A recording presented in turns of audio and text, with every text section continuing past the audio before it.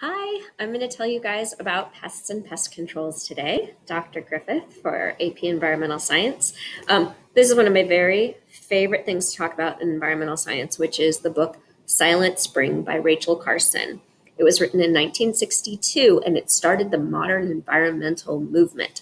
So I'll bring this back up in just a minute, but for my classes, one of our really important things we're going to talk about Rachel Carson, 1962, she wrote Silent Spring, and it's about the problems with DDT, and it led to the endangerment of the bald eagle, and we're going to talk about it as it relates to Catalina Island, which is one of my favorite places to go.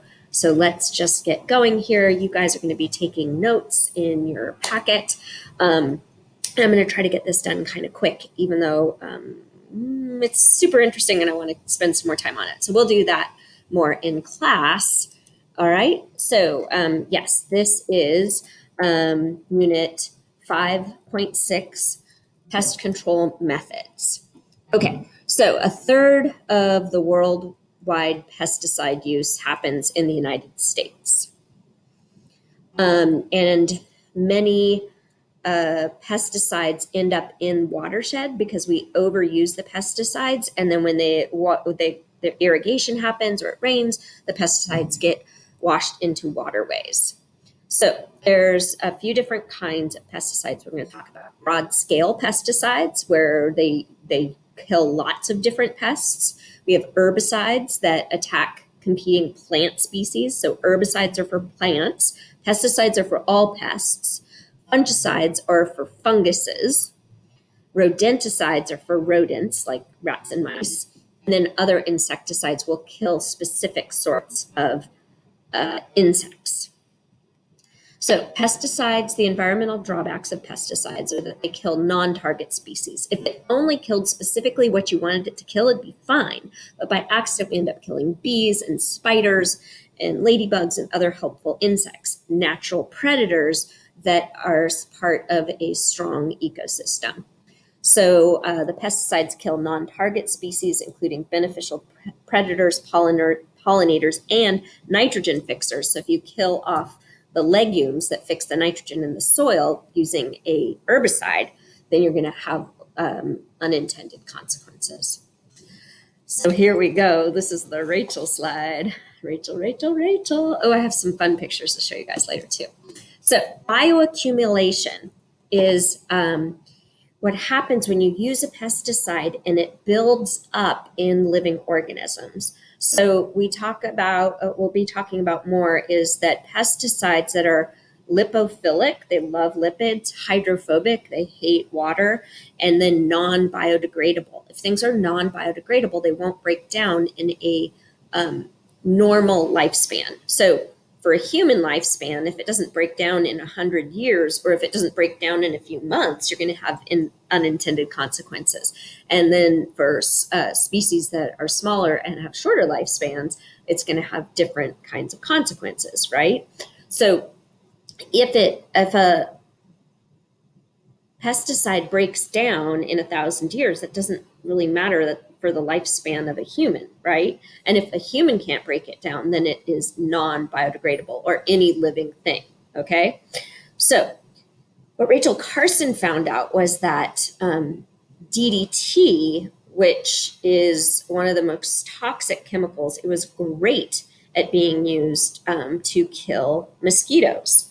So I'll tell this story now and we'll hear it more and more. But when DDT was used to kill mosquitoes, it saved millions of lives. But then unintendedly, what happened was that it got into the shells of the bald eagles and other songbirds. Okay, that's the silence is going to come because there's no birds singing in the spring. And so the birds were unintentionally killed because it weakened their eggs, and when they sat on their eggs, they broke. So there was causing a die-off of birds, and particularly the idea of bald eagles. This is one of the classics, okay? And so Rachel Carson predicted a silent spring, and what's so great is that it's not silent. We did realize that we shouldn't use DDT the same way that we have been. but the story goes on. It's a much more complicated story. So this is your first time hearing it. You should practice it. Rachel Carson, Silent Spring, 1962, started the modern environmental movement, and it's about the horrors of DDT and how it bioaccumulates. Okay. So natural selection and resistance, this is what happens. If you use a pesticide, you don't use it to kill off all the pests, which you almost never can do. They'll get a natural resistance and they'll come back. This is a lot like why you have to take your antibiotics, a full course of antibiotics, because if you don't, the antibiotics will become the bacteria that are affected by the antibiotics will become resistant and then they'll come back. So you don't want that, otherwise your pesticides won't work anymore. All right. You get pollution of groundwater when you use pesticides because it runs off and flows into the groundwater, which we like to drink. It's one of our main ways to get fresh water. And then there's also pesticide drift. So the pesticides can move all over the place if they get up into a water cycle. So another big problem with pesticides is that they can be toxic to humans. Now, most of the time, and we have lots of laws to protect us, that pesticide use is safe. But the long-term consequences are something that we don't know as much about. So you can have all kinds of big problems. And also many of these kinds of pesticides are carcinogenic, leading to cancer. All right, so now we're going to talk a little bit about genetically modified organisms, or GMOs. And it's a very controversial subject. I'm happy you watch a video about it, listen to some other scientists and what they think, and then I'm going to let you come up with your own ideas about what you think that genetically modified foods and how they fit into a part of the solution, perhaps, for feeding the world. Okay, so this is the Neil deGrasse Tyson YouTube video that you're going to watch for this. And so you can pause on this slide and read about things a little bit more about what GMOs are and what they're not. And we'll dig into this deeper on our own. So artificial selection has been a practice for thousands of years. If we did not have any artificial selection for our food, I mean, basically we wouldn't have anything to eat. Corn does not look the way that it does the original corn, I'm sorry, I don't know how to pronounce that.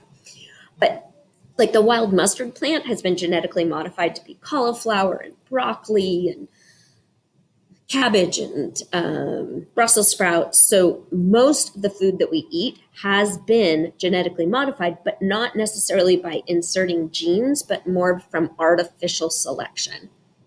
So modern techniques allow you to actually insert genes, which is quite different than artificial selection. Artificial selection is still allowing species to let their DNA mix and match and you come up with what you want. But if we can actually target it, and this super cool way to target stuff is a technique called CRISPR. And I'm so excited to tell you some more about the CRISPR technology because that's going to just be an incredible breakthrough and change our lives. So remember CRISPR, C-R-I-S-P-R. Jennifer Doudna just won a Nobel Prize in Chemistry for finding this. But this could also be a way for us to genetically modify food so that it makes genetically modified plants, so it makes more food per plant, which comes with some problems too. Okay, so sorry, let me just exit this for a second. Okay, so the benefits, and sorry, let me just bring this down a little bit here. So the benefits of genetically modified food is that it increases the quality and it decreases the cost. Okay, so the benefits increase quality, decrease cost, and so pest and drought resistance. So this is a way that you can genetically modify something, use fewer pesticides, and then you don't have all the runoff. So you could add essential nutrients, like in this case, I think they put vitamin A into rice, which could save kids' lives all around the world. So this was a pretty cool thing. You can put nutrients into a staple crop to help people not die from malnutrition. And then you can have pharmaceutical compounds reducing the cost for manufacturing them. So you can insert things and grow this perhaps in a plant. So something like insulin, they put those into bacteria. So this is something I did all the time for my PhD research. You would insert genes into bacteria and make the bacteria make them for you. And so you can do that with all kinds of different things. And this is a way to decrease the price of medicines, make them more available for more people. So it reduces expenses and increases profits and lowers food prices. So these are all good, positive things. And you can also reduce the CO2 emissions because if the biotech crops reduce, okay, so let's just look at this really quick. So if you're more efficient with the making of the crops, then you can actually end up reducing CO2 in the long run. I'm going to kind of skip over this right now. All right, so here's the concern. Is it safe for human consumption? You might have heard about this called frankenfoods. That's like a term that has been used. So you change it, and then is there going to be some big unintended consequence that we don't know about?